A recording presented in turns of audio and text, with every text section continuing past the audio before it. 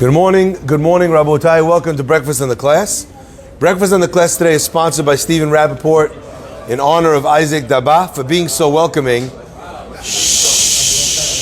to all those who have become newly associated with the Edmund J. Safra Synagogue. Azaku Baruch Stephen. Breakfast in the Class dedicated in loving memory of Martin Dweck, Alav Shalom, Lilu Nishma Moshe Ben Bahir, sponsored by his family.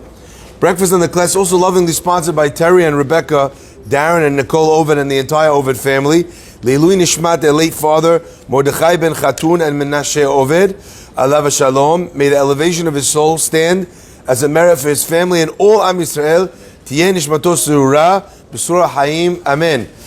Breakfast in the Class, lastly, is dedicated in loving memory of Ralph Towell, Leilui Nishmat Rafael ben Miriam, sponsored by his son, grandson, Jack Sit.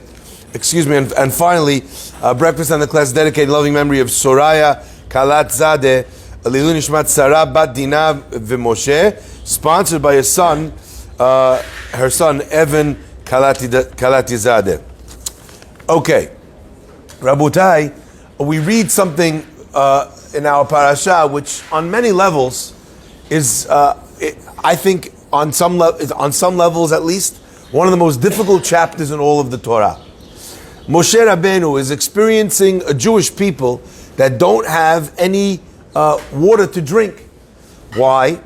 The Jews in the desert were living in a miraculous life. Every morning they relied on the man to be able to sustain an entire nation. The sun would be they'd be protected from the ravages of the desert by the fact that they had the Ananei Kavod, the clouds of glory. And an entire nation was drinking from the Be'er Miriam, miraculous well of Miriam that traveled with the Jewish people wherever they went. In this week's parasha, Miriam passes away. And when she passes away, the zechut that she has and the miracle that happens because of her stops producing its bounty. So suddenly the Jewish people are left without any water to drink. What should they do?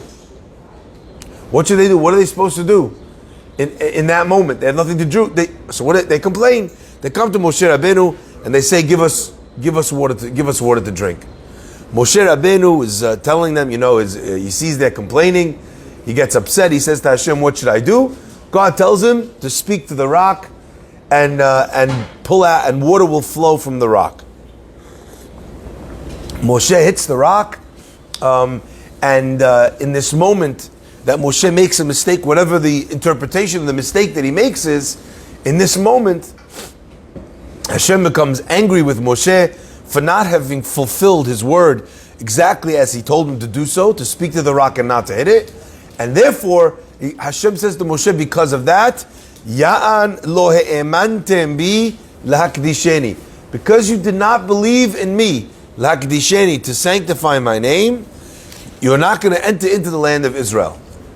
Now, to me, this always was like the heartbreaking end to the story of Moshe Rabbeinu. Moshe Rabbeinu literally gives his life for the people again and again and again. He's the biggest prophet. He's the biggest anav. Now Hashem told him to speak to the rock. He doesn't speak to the rock. Hashem says, nope. You hit the rock, you made this mistake. Chalas, you're not going to the land of Israel. Why is Hashem so harsh in this punishment with Moshe Rabbeinu? Because he makes one mistake? Come on. It's very difficult to understand.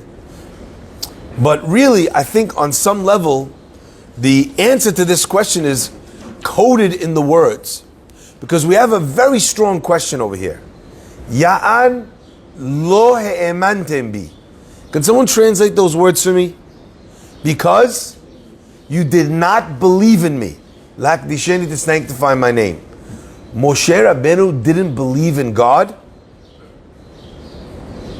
What? And the funniest thing is, how could God tell him, Ya'an lo he'emantem bi, you didn't believe me? For me not to believe in God, maybe that could be a possible thing. If I lose my faith, I have a difficult time, I'm a little bit confused. Moshe Rabbeinu spoke to God many times. That's like me saying, Joseph, I'm not sure if you exist, but we've had conversations. You're sitting right over there. Is there any possibility whatsoever that Moshe could not believe in God? It was God that told him to hit the rock. How could Moshe, in not speaking to it, right, hitting it instead, because he lost his cool, he was upset, how could it be that he doesn't believe? How could you level such an accusation against Moshe Rabbeinu? My friends, I think that there's a tremendous lesson here.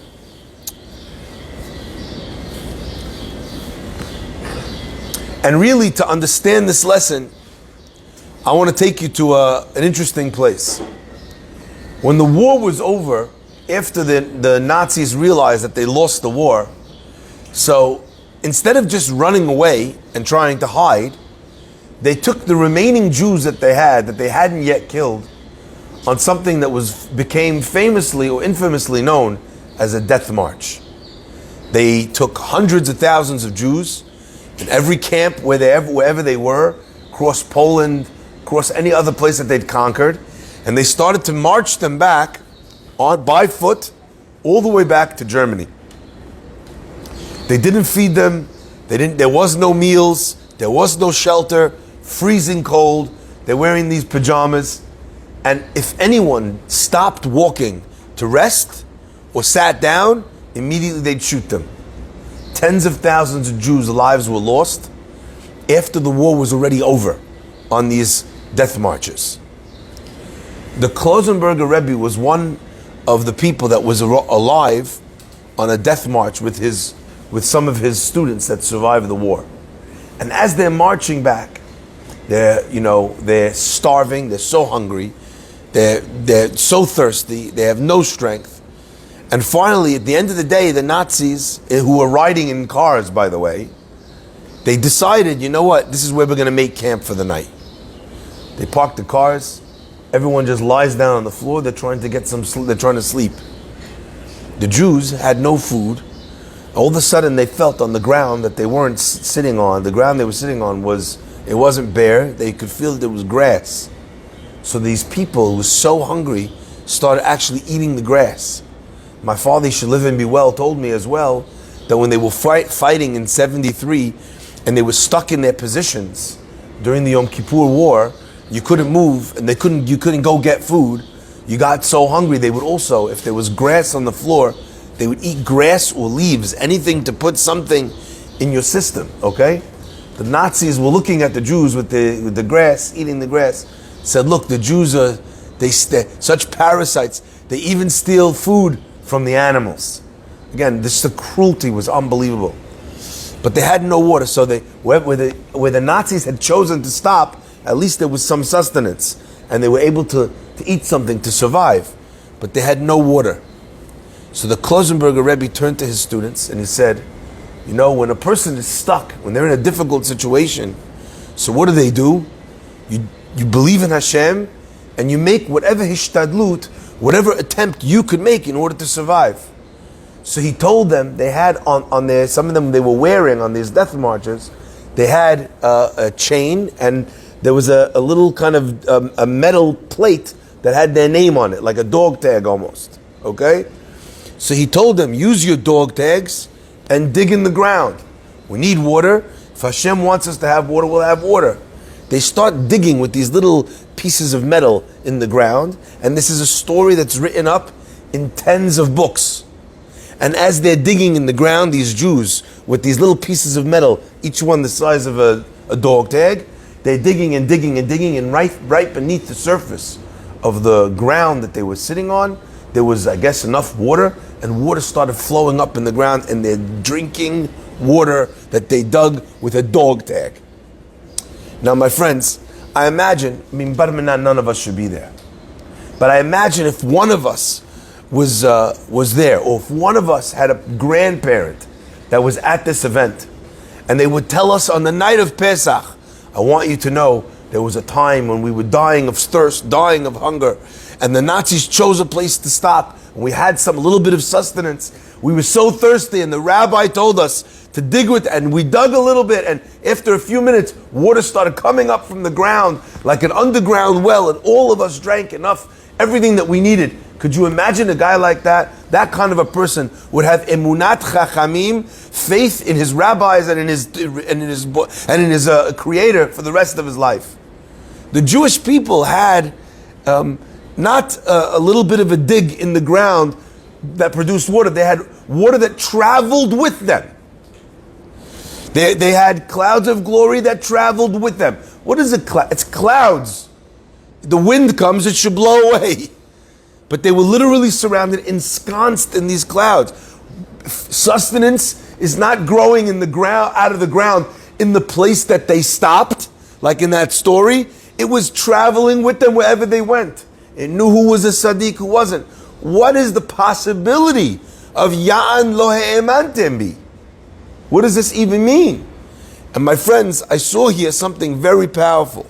And that is that God, when He asks of us to have faith in Him, faith is not a one-size-fits-all concept.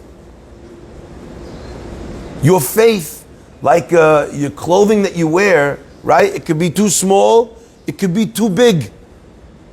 Emunah has to be tailored to the person who has it. If your emunah is greater than, larger than your size, it's actually inauthentic. It's not genuine. You're not really there. You're saying words, but it's too big on you. And sometimes a person who's a Sadiq, who has the education, whose emunah should be larger, he's wearing emunah that's too tight. He's trying a little too hard. He's running around like a maniac, taking jobs really that he shouldn't be taking. That are beneath his kavod, that are beneath what he's supposed to be doing, because that person, he thinks that he's the one that's making this happen, and you know what? That's not how it works. You have an obligation to try, but what does that mean? Does it mean you don't sleep at all? You work 24 hours a day until you drop dead from exhaustion? No. You have to think to yourself, what is a normal amount to work? Moshe Rabbeinu, for Moshe Rabbeinu, Ya'an lo he'emantem. If I told you to speak to the rock, and it didn't work when you spoke, so then you whacked it with a stick, for you, that's called lo he'emantem. You didn't have faith. For everyone else, that would not be the case. And in fact, interestingly enough, the Jews that didn't think that there was any water coming, they're not called Ya'an lo he'emantem. It doesn't say that they didn't believe in God. Only for Moshe, who didn't speak to it, but he hid it instead. My friends, I think in our world and in our life, we are also presented with moments where we could choose to speak to or to hit something. If you have emunah in the effort that you're making, I'm going to work. How much you got to beat the dead horse? You know, a guy told me, Rabbi, I'm so sorry I can't come to shul anymore. Why can't you come to shul? He says, business is very bad. He says, so I'm in the office very early. I don't have time to pray. That's what he said to me. I have time to pray. I have to be there. From the minute I wake up till the minute I go to sleep. That's what I need to do. That's what I need to do right now. I said to him, maybe, Rohi, what you need to do is pray that a little bit less work will bring you a little bit more barakah.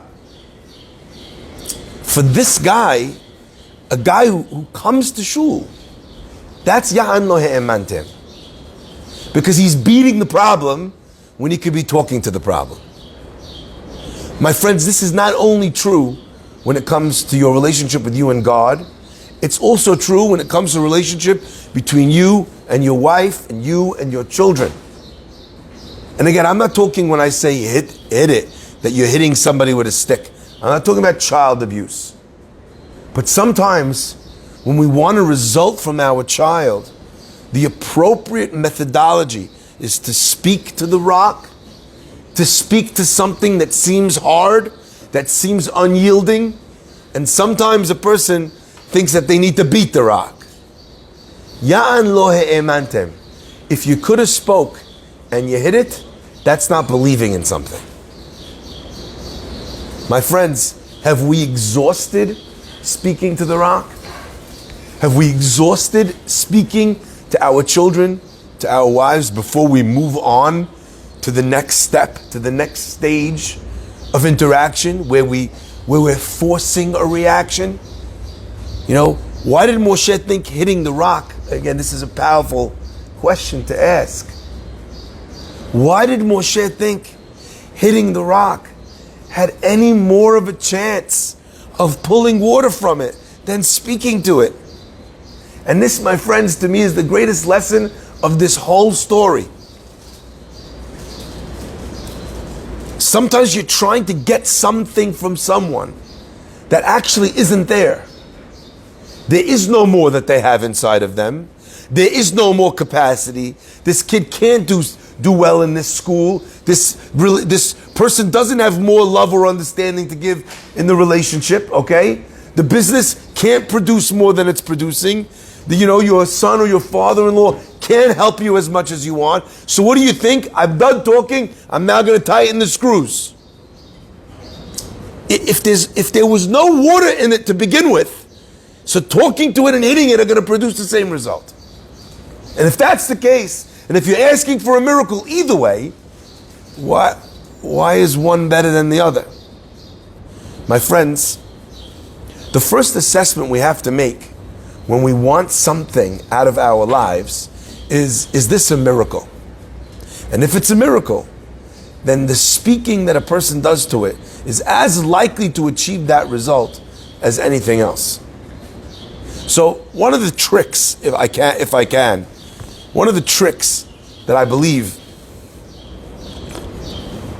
works to help people in assessing how to deal with life's challenges, to speak or to hit, is very simple.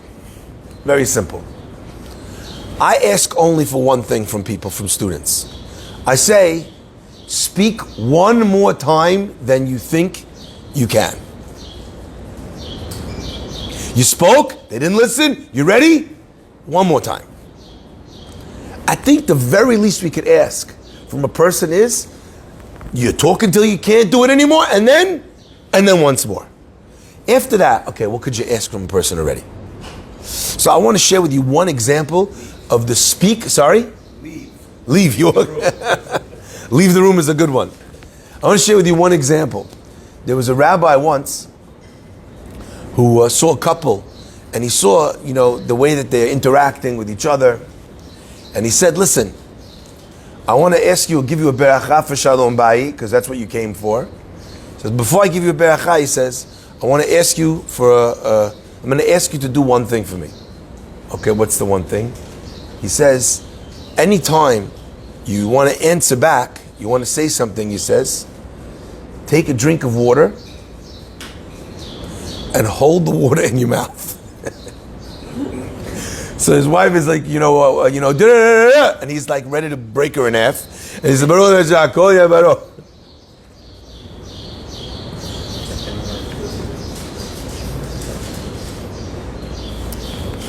my friends, and the reason why I'm sharing this with you is because the initial impulse that people feel, that first reaction, a lot of times comes from emotion. And it can be actually quite an angry or a violent emotion. Very angry, very upset. Even pausing for 1 minute, not a long time, even pausing for 1 minute. There was a rabbi who had what he called an angry suit. He would allow himself to yell, to tighten the screws, to bring the stick, yani. But the only way he would do it is after he would put on his angry suit. By the time he went upstairs, took off his pants, put on his pants, took off his shoes, put on his shoes, took off his jacket, put on his jacket, changed his tie so it matches his angry suit. He comes downstairs, he's already breathed. He's already taken a breath. He's already calmed down. The first thing a person needs to do in a moment of anger, of upset, they want to say something, is to remember, Ya'an lo he'emantem bi. I can't speak anymore, I'm ready to... One more time. Try it once more. If it needs a mechanism like taking a drink and holding the drink, use that. You need an angry suit, use that. But whatever a person can do to be able to respond from a place of calm, to respond from a place of sechel as opposed to from a place of anger, all of that can only be a good thing. Right, my friends, Moshe Rabbeinu, a few times in our Torah we experience that Moshe Rabbeinu lost his temper for good reasons. But almost in every time Moshe lost his temper, he made a mistake. The Torah tells us that by Pinchas, Moshe got upset, he forgot the halacha. Moshe got upset in the story of Aaron after Nadav and Avihu. He told him, why you do it? How come you didn't eat the korban? Moshe was wrong. Aaron corrected him. Nistaleka shechina mimenu. When a person gets angry, the Shekhinah, God's presence, departs from him. In a moment of anger, there's no beracha. So if a person sees that they're losing patience with someone and they're ready to get upset and they're ready to shift modes, hit pause, say, excuse me, I need to go to the bathroom. Sketch, go to the bathroom. Come back 2 minutes later, you'll be calm again. My friends, if we recognize within ourselves these tendencies, if we're not acting out of desperation or of anger or of upset or of feigned indignity, then the likelihood of us making the right choice is increased 1,000-fold. May Hashem bless us always to maintain our patience, our dignity, our faith in God, and our faith in our families. Baruch Adonai Le'olam. Amen v'amen. Rabbi